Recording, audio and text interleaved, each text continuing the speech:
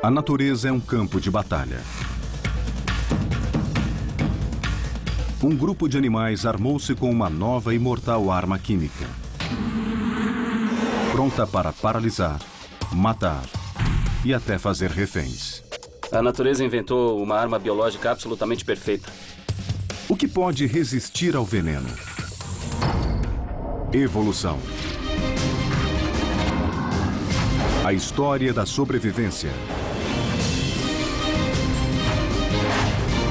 Evolução.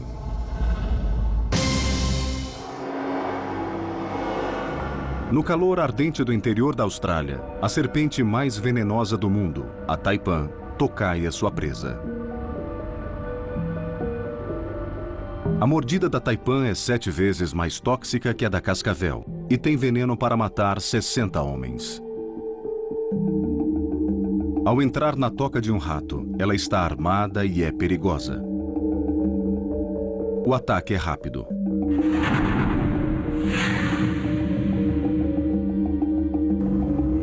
Em segundos, o rato tem convulsões, enquanto seus órgãos são atacados por toxinas que o levam à morte. Veneno. Se você for uma cobra, ter veneno é um ótimo trunfo, porque isso quer dizer que você pode atacar um organismo, injetar veneno nele e depois soltá-lo. Nem tem que lutar com ele. Por centenas de milhões de anos, os maiores predadores confiaram na velocidade, no tamanho e na força para dominar as vítimas. Mas o veneno mudou esse equilíbrio. Quando pensamos na seleção natural e na evolução, pensamos em animais caçando uns aos outros e tendo que ser rápidos e tendo que ser fortes. Mas o veneno muda um pouco as regras. O pequeno pode derrotar o grande e o lento pode vencer o rápido. Em uma gota de veneno há muitas toxinas. Um mar de substâncias exóticas. Algumas complexas. E outras tão estranhas que os cientistas demoraram anos para copiar apenas uma delas. O veneno é uma arma tão potente e bem-sucedida que evoluiu independentemente em animais muito diferentes. Das células da água-viva, como a caravela portuguesa, até as presas da aranha de teia de funil. Existem insetos venenosos, tubarões venenosos e até um mamífero venenoso, o ornitorrinco. Como essa arma poderosa evoluiu?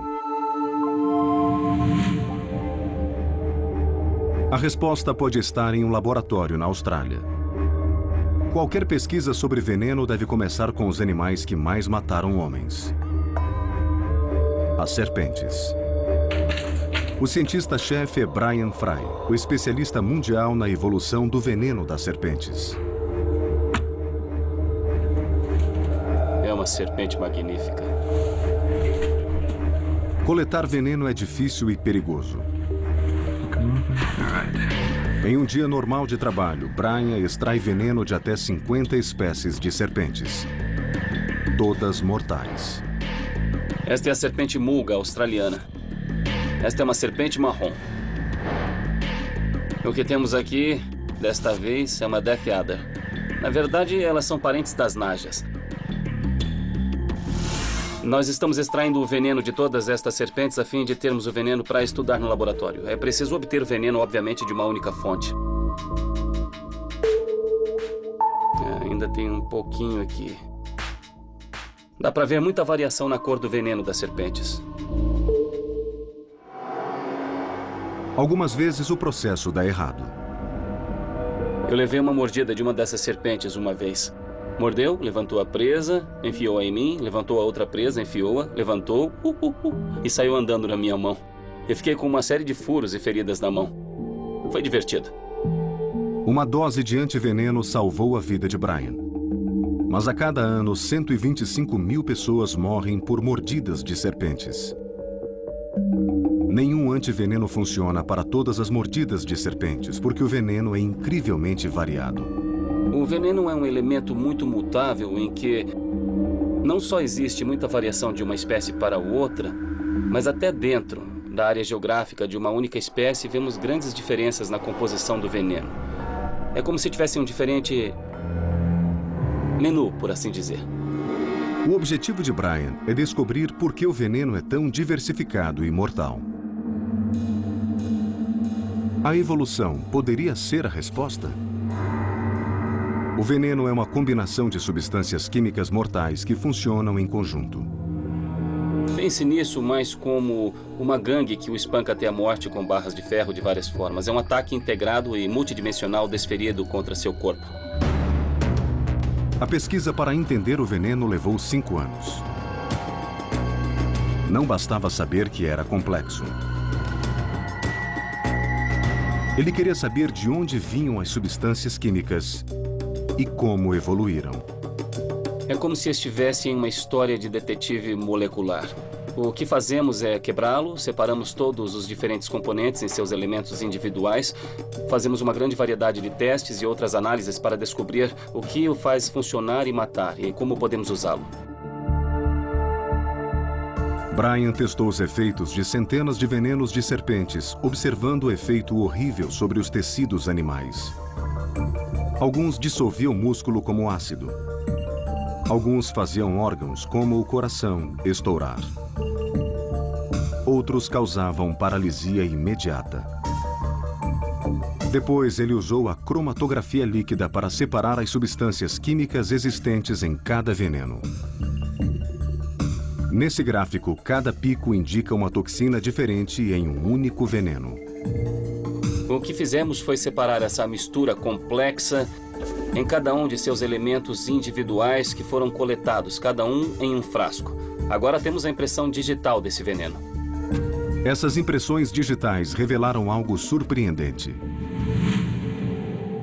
As substâncias no veneno das serpentes evoluíram das proteínas.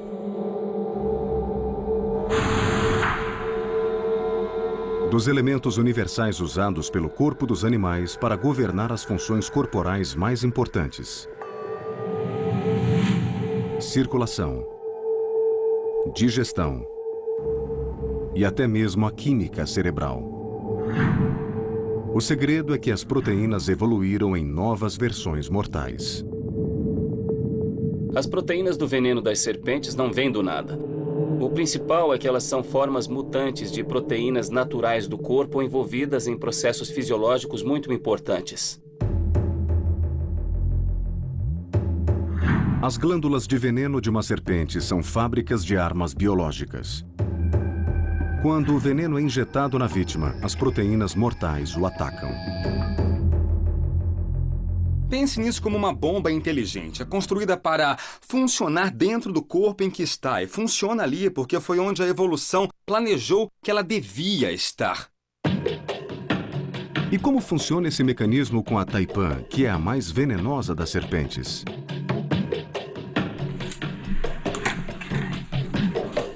Para ver os efeitos do veneno em ação, Brian faz um teste com seu sangue.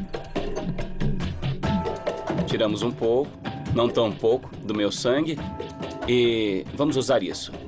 Vamos adicionar o veneno de Taipan em um frasco e deixar o outro frasco descansar. Então poderemos ver a diferença. Estou acrescentando veneno de Taipan ao sangue.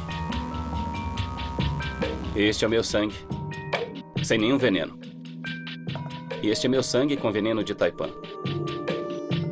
Dá para ver o que aconteceu. Ele se tornou um coágulo sólido. Agora imagine se este sangue fosse o sangue que está dentro de mim. Obviamente, isso não seria nada bom.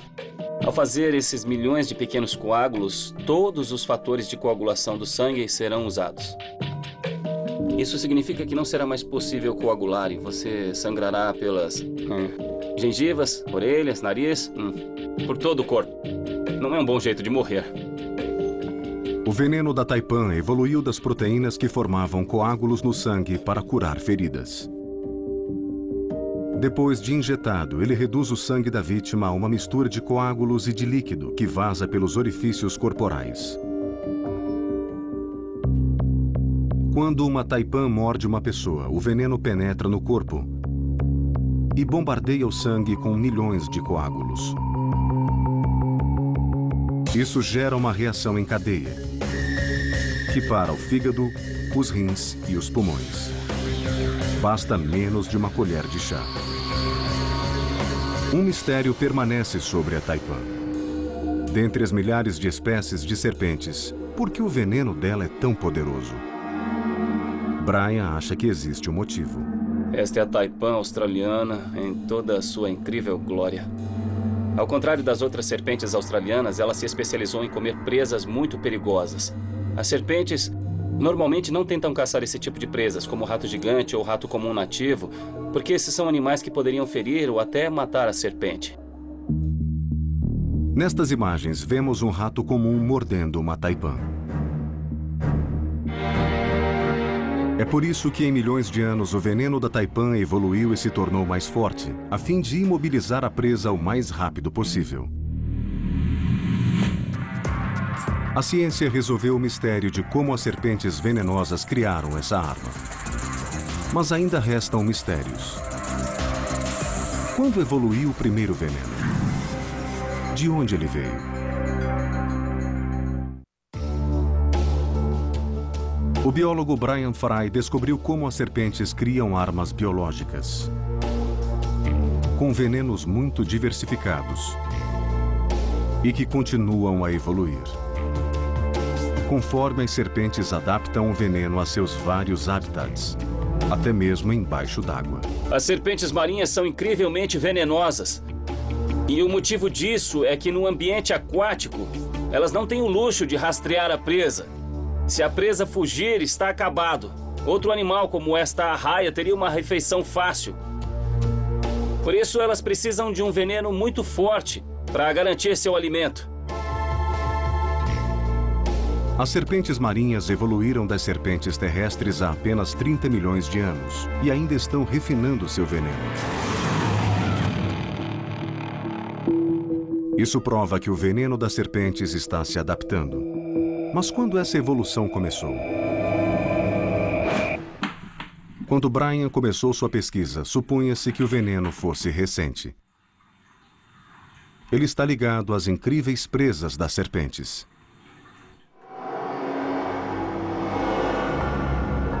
As presas são dentes ocos, como agulhas hipodérmicas, por onde o veneno flui sob pressão. É assim que as presas de uma cobra cuspideira podem lançar o veneno até 2,5 metros. Elas são tão perfeitas para injetar veneno que se pensava que ambos haviam evoluído juntos. Mas ao estudar as presas das serpentes modernas, Brian descobriu algo intrigante. 3 grupos de serpentes evoluíram com presas bem diferentes. Existem diferentes linhagens que têm presas frontais ocas de tipos muito diferentes. Temos as das víboras, como as cascavéis americanas, que têm articulações e são muito longas. A das najas são curtas e fixas. E a das atractaspidídeas saem pelos lados. Isso significa que o veneno deve ser anterior aos diferentes tipos de presas. Quando Brian e outros especialistas traçaram a evolução do veneno no tempo, eles descobriram que as primeiras serpentes não tinham presas, mas tinham veneno. Isso sugeria algo estranho. Talvez o veneno não tenha começado com as serpentes. Elas devem ter herdado o veneno de um ancestral.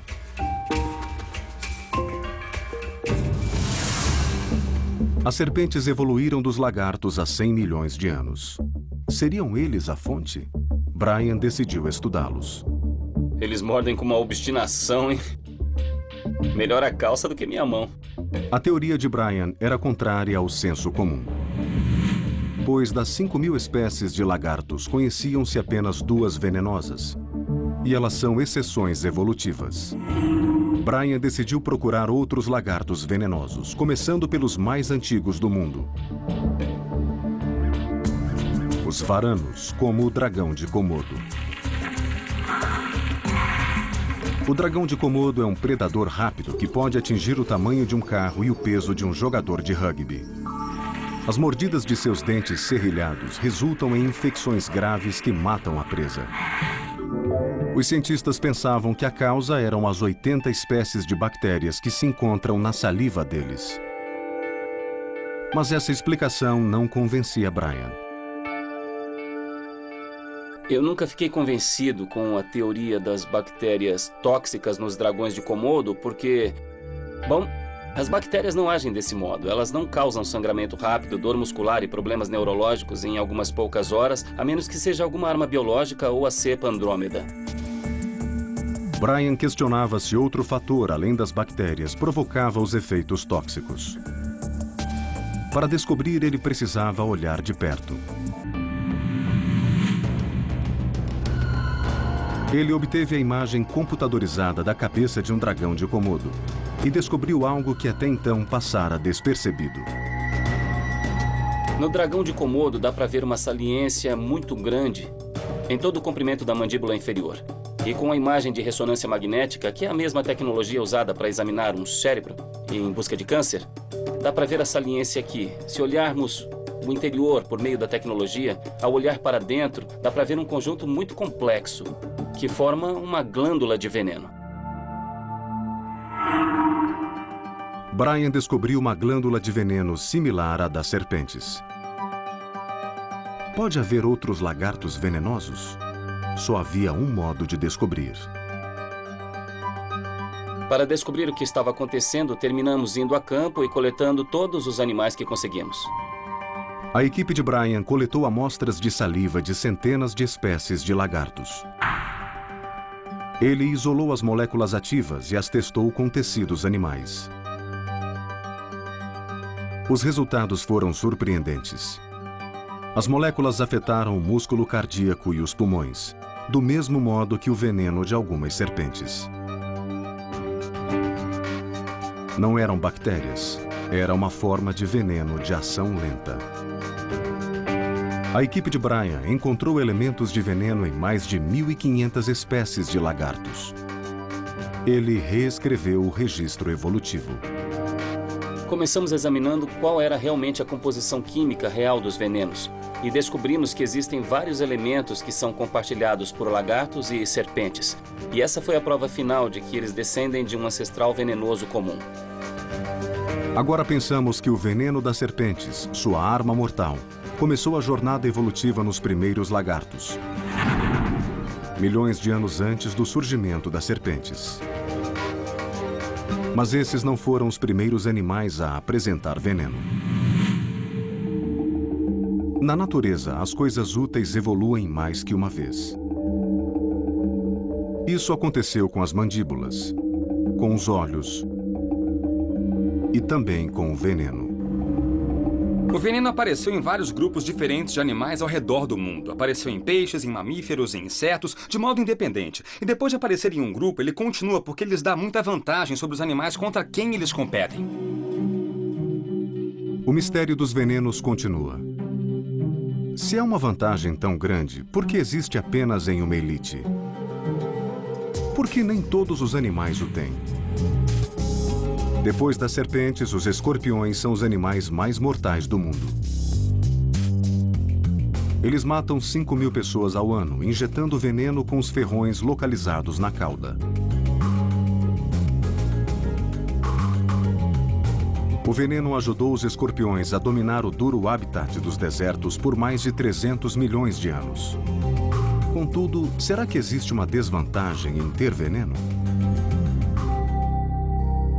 Zia Nizani decidiu estudar essa questão usando um dos mais tóxicos escorpiões do mundo como sujeitos. A espécie com que trabalha é chamada Parabutus transvalicus, o escorpião butídeo. Um dos maiores escorpiões que existem. Nizani estudou seus hábitos de caça noturna, o habitat desértico preferido e o modo em que usam o veneno. Ele descobriu que o veneno é muito vantajoso para os escorpiões. Mas o que acontece quando o suprimento acaba? Nizani criou um experimento para comparar um escorpião com uma glândula repleta de veneno e outro sem nenhum veneno. Ele usou um pequeno tanque de oxigênio para medir as taxas de atividade e encontrou uma incrível diferença. O escorpião sem veneno usou 50% de energia a mais que o escorpião cheio de veneno. Ao ficar sem veneno, o corpo de um escorpião mostra os mesmos sinais de fadiga extrema que um maratonista depois de uma corrida. Como um atleta que luta para recuperar proteínas e eletrólitos, um escorpião sem veneno dedica sua energia para reabastecer sua arma mais importante. O veneno tem uma desvantagem, não pode ser usado várias vezes. Você tem que usá-lo e depois fazer mais. A cada vez que você usa, tem que produzir mais com o seu corpo, e isso tem um custo energético. O veneno tem outra desvantagem para o escorpião. Depois de usá-lo, o animal fica indefeso por alguns dias.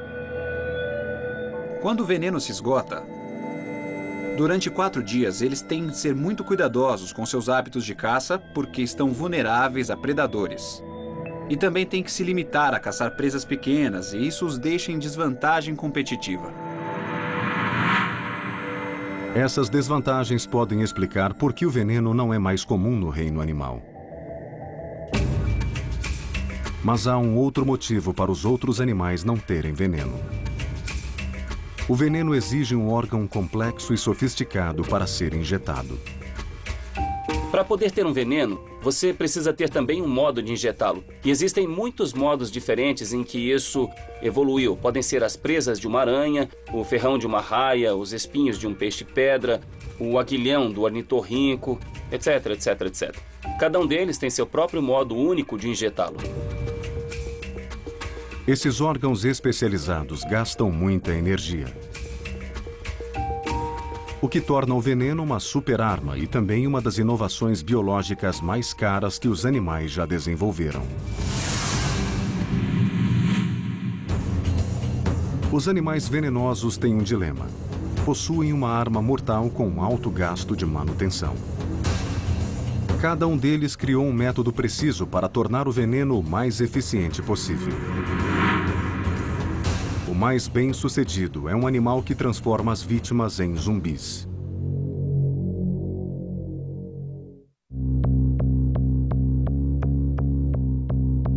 Um grupo de elite de insetos venenosos carrega mais armas químicas que qualquer outro animal. Cada um deles evoluiu seu próprio meio de ataque. Ferrões que picam e presas que laceram. O veneno dos insetos é um mundo complexo de microengenharia. E um inseto foi ao extremo, usando seu veneno para algo que parece ficção científica: transformar outro animal em zumbi. Estas são as vespas joias.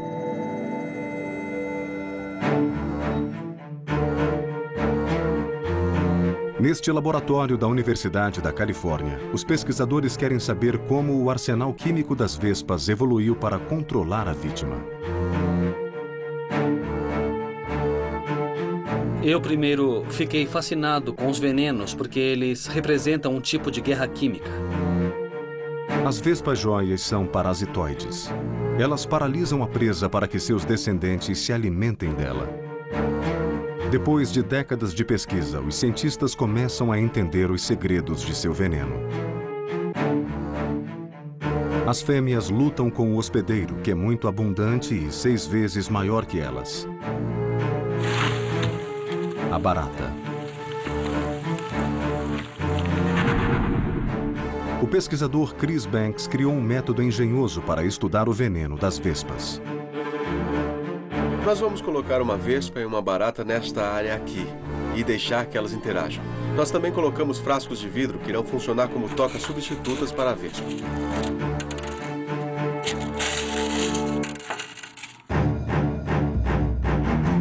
Uma vítima inocente é colocada primeiro no local.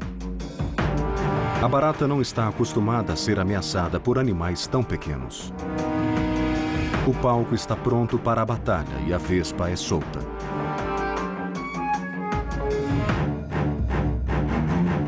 Assim que a vespa joia percebe o hospedeiro, ela surpreende a presa e aproveita essa vantagem para atacar.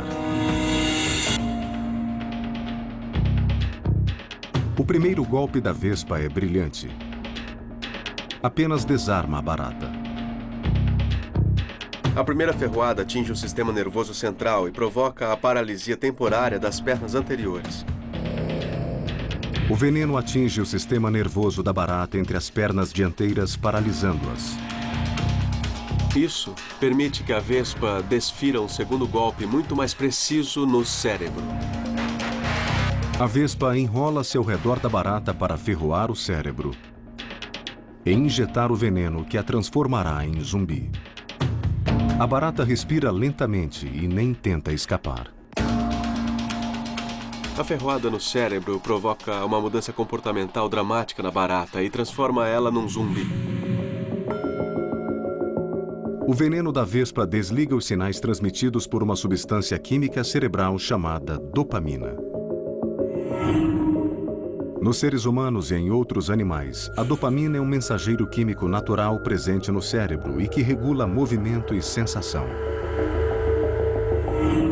Sem dopamina, a barata não pode se mexer nem escapar. Milhões de anos de evolução refinaram a capacidade da vespa para atingir seu alvo e desligar a dopamina com a precisão de uma cirurgia cerebral. Essa habilidade não é aprendida. Ela é herdada por todas as vespas, que são neurocirurgiões natos. Para recuperar parte da energia perdida com as ferroadas, a vespa corta a ponta da antena da barata e bebe seu sangue. Depois, a vespa leva seu zumbi para uma toca.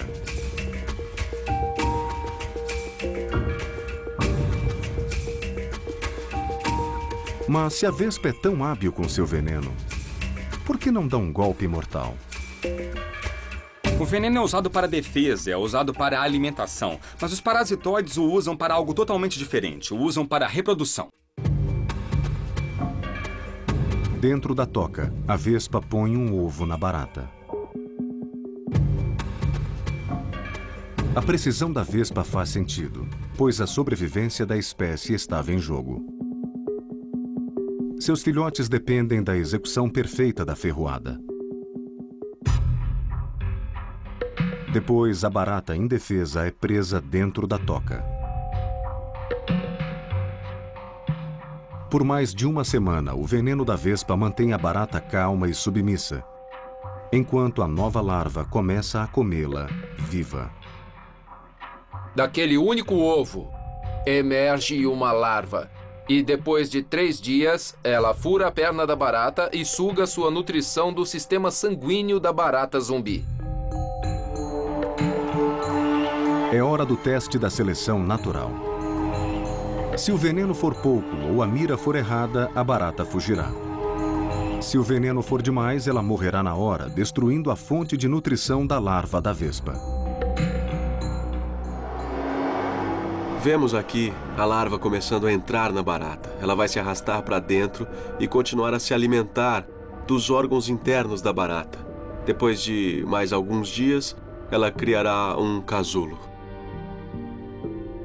Se tudo der certo, 6 semanas depois da ferroada, uma nova vespa jóia adulta sairá da casca da barata. A nova vespa está pronta para seguir seu destino. Se for uma fêmea, seu veneno alimentará uma nova geração. A vespa é um predador muito específico. Só caça baratas desta espécie. Todas as vespas nascem de uma pupa que emergiu de uma barata morta e tinha uma mãe que sabia o que estava fazendo. Então, de certa forma, as vespas estão ficando cada vez melhores nisso. A vespa só consegue dominar a barata porque conhece sua presa muito bem. E pode injetar o veneno no ponto certo para ter exatamente o efeito de que a vespa precisa. O veneno é tão preciso e poderoso que parece ser invencível. Mas algumas vítimas estão virando o jogo e criando uma resposta química para o veneno.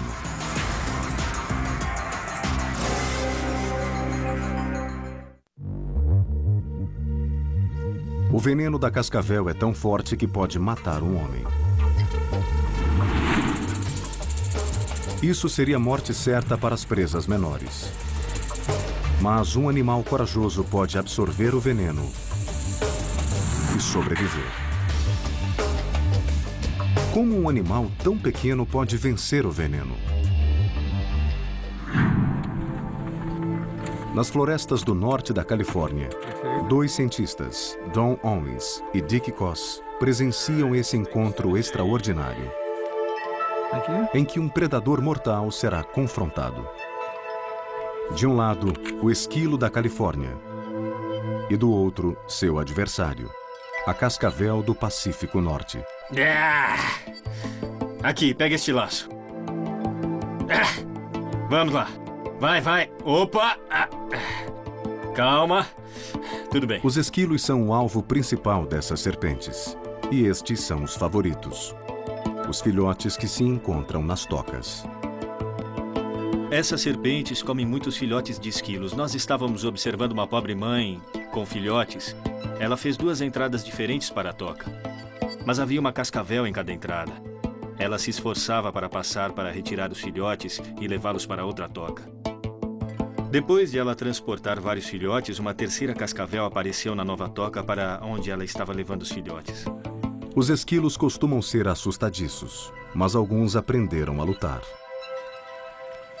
Vemos esquilos que são realmente corajosos, atacam uma cascavel, são mordidos e continuam a lutar. Owens e Koss querem aumentar a chance de ver de perto o encontro entre uma cascavel e um esquilo. Eles acharam uma área com tocas de esquilos e colocaram uma cascavel ali. Esta serpente está presa e não pode ir a lugar algum, mas se comporta de uma forma tão natural quanto se pode esperar. E os esquilos vão se sentir seguros e logo começarão a sair destas tocas bem aqui perto. E devemos agir bem depressa. No meio da manhã, os esquilos saíram das tocas para comer, sem perceber que seu predador está por perto. Enquanto isso, os cientistas filmam o encontro. Ok, ele está vindo da direita. Certo, eu vou gravar. Pode enquadrá-lo? E ver a serpente se mexendo um pouco? Tudo bem, peguei, consegui enquadrar. De repente, um esquilo dá o sinal de serpente. Os esquilos ficam em alerta. Mas nenhum foge. Eles mantêm a posição e depois vão na direção da serpente. Quando o esquilo vê uma cascavel, ele a olha fixamente. E depois começa a se aproximar. Normalmente, isso inclui pausas com a cauda sinalizando até que chegue muito perto da serpente. Algumas vezes ele estende o corpo para a serpente, começa a examinar, anda ao redor dela e tenta se aproximar pela cauda da serpente para mordê-la. Os cientistas ficaram perplexos quando viram esse comportamento pela primeira vez, pois os esquilos pareciam suicidas. As cascavéis têm veneno para matar um animal 10 vezes maior.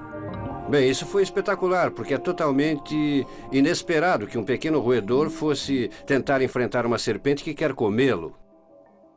Os cientistas até filmaram o ato mais corajoso de um esquilo. Aguentaram o ataque da cascavel.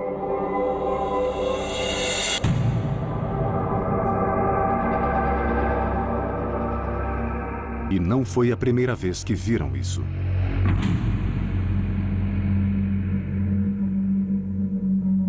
Outra interação em que vimos isso foi a de uma mãe enfrentando uma cascavel que estava caçando seus filhotes. Ela chegou perto bastante para ser mordida pela serpente. Ficou claro que doeu, ela retrocedeu, coçou-se vigorosamente e, ainda com dor, ela voltou para continuar a lutar com a serpente. Depois de verem esses roedores absorver um veneno que mataria um homem, eles indagaram por que os esquilos não morriam. Eu fiquei muito tenso, esperando que a mordida fatal fosse dada. Mas isso não aconteceu. Houve mordidas, mas não foram letais. É quase como se os esquilos estivessem andando com um escudo contra esse veneno. Os 2 cientistas perceberam que estavam vendo algo incrível. Alguns esquilos pareciam ter desenvolvido um antiveneno. Haveria uma resistência em evolução? O cientista Jim Biardi juntou-se à equipe. Ele precisa testar o sangue dos esquilos para descobrir se eles desenvolveram uma defesa contra esse veneno. Ele anestesiou centenas de esquilos para extrair uma amostra de sangue. Eu vou extrair a amostra de sangue direto do coração a fim de garantir uma boa amostra. Mas como o coração é tão musculoso, ele irá se fechar imediatamente quando eu tirar a seringa. Biardi isolou o plasma, a parte clara do sangue dos esquilos, e o passou por uma máquina para testar se alguma parte dele suportaria uma dose de veneno de cascavel. Em cada recipiente, posso colocar uma mistura de veneno de serpente e plasma de esquilo, para ver se o veneno permanece ativo. O código de cor indica o nível de atividade do veneno na presença sanguínea do esquilo, sendo que azul é atividade muito baixa e vermelho é muito alta. Cada quadrado na linha superior representa uma parte diferente do sangue do esquilo. O vermelho indica uma parte que não resiste ao veneno da cascavel. Mas o azul mostra uma parte que protege o esquilo dos efeitos tóxicos do veneno e permite que ele seja mordido e sobreviva.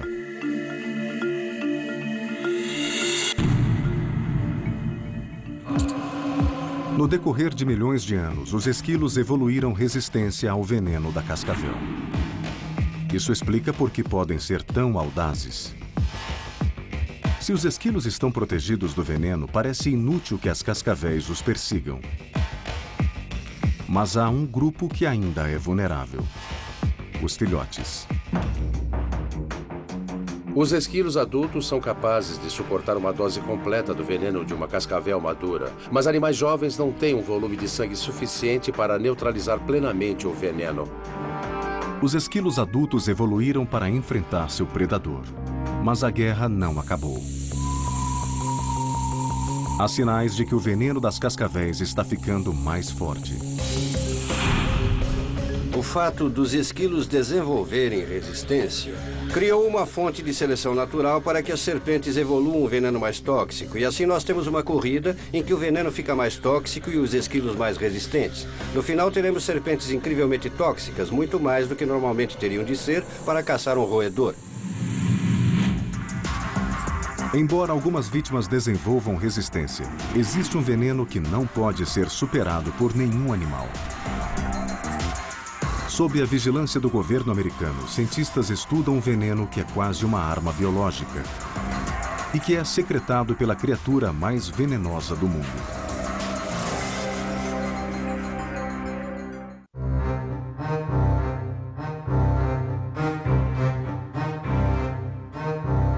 Em um laboratório de segurança máxima em Utah, espreita a criatura mais venenosa do mundo. Seu veneno é tão letal que é monitorado pelo governo americano. Considerados como uma ameaça bioterrorista em potencial e, por isso, eles são regulamentados pelo Departamento de Segurança Nacional. Os animais com essa arma biológica são surpreendentes. Não são serpentes exóticas, nem lagartos gigantes. São lesmas. Lesmas assassinas. Uma ferroada pode paralisar um homem em segundos e matar em 4 minutos. Existe uma espécie especialmente perigosa. 70% das pessoas que são ferroadas por essa espécie em particular morrem. Por que uma lesma precisa de um veneno tão tóxico? Quando pensamos em uma lesma, pensamos lento. Quando pensamos em um peixe, pensamos rápido. Então, como uma lesma pode se alimentar de um peixe? A resposta é o veneno. É assim que elas conseguem. Elas têm um incrível mecanismo de injeção de veneno que é quase instantâneo. Para usar o veneno, as lesmas da família dos conídeos tiveram de evoluir. Primeiro, a lesma examina um alvo com um sifão. Quando percebe a presa, estica uma tromba venenosa. Dentro do corpo da lesma, um arpão minúsculo, repleto de veneno, é lançado pela tromba e atinge a presa. Há um choque de excitação e aí vemos o peixe ficar rígido e ser puxado. O medo de que terroristas possam usar o veneno da lesma é um dos motivos do estudo de Oliveira. Ele e sua equipe começam por extrair o veneno mortal da lesma. As amostras são processadas por uma máquina de alta pressão que separa as toxinas. Os resultados são impressionantes. Estávamos tentando purificar os elementos que provavelmente matariam pessoas. Ficou claro que havia mais componentes no veneno do que pensávamos. A maioria dos animais venenosos tem venenos complexos, mas nenhum se compara a essas lesmas. A equipe descobriu que cada espécie de lesma conídea produz centenas de toxinas. Mas não é só isso. Se você pegar o veneno desta lesma e depois pegar o veneno desta outra, cada uma delas tem um veneno muito complexo, talvez com uns 100 componentes, e não há superposição. Cada uma das 700 espécies de lesma conídea produz seu arsenal químico específico. A equipe viu-se com centenas de toxinas venenosas nas mãos, cada uma com uma função desconhecida e potencialmente letal. O único modo de descobrir a função de cada componente era testá-los um a um. Em um estudo controlado, eles injetaram cada toxina em ratos de laboratório e observaram as reações. Um componente os fez dormir. Outro componente fez os ratos se coçarem o dia todo. Havia um componente que fez os ratos correrem em círculos. Nós percebemos que cada um dos componentes era completamente diferente dos outros. Cada componente do veneno da lesma conídea tem um efeito preciso e singular. Para que consigam pegar um peixe, todos os componentes do veneno precisam ter um alvo que possa ser atingido de modo muito eficiente. E este é um cenário evolutivo em que se acaba por ter substâncias altamente específicas que compõem o veneno.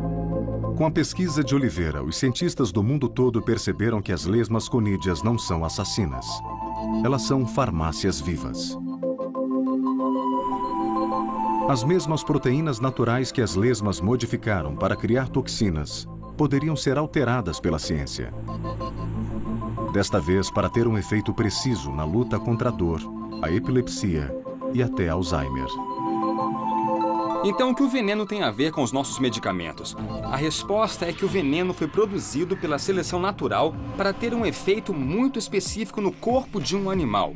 Assim, existem moléculas no veneno e elas interagem com as moléculas dentro do corpo, então alguma coisa acontece. E é exatamente isso que os nossos medicamentos são criados para fazer. Assim, se estiver procurando por um fármaco que irá ter um impacto sobre o corpo de um animal, o veneno é um ótimo começo. As lesmas conídeas têm os genes que mais depressa evoluem no planeta e estão sempre desenvolvendo novas moléculas que podem se transformar em remédios poderosos. Achamos que existem cerca de 100 mil diferentes peptídeos bioquimicamente ativos.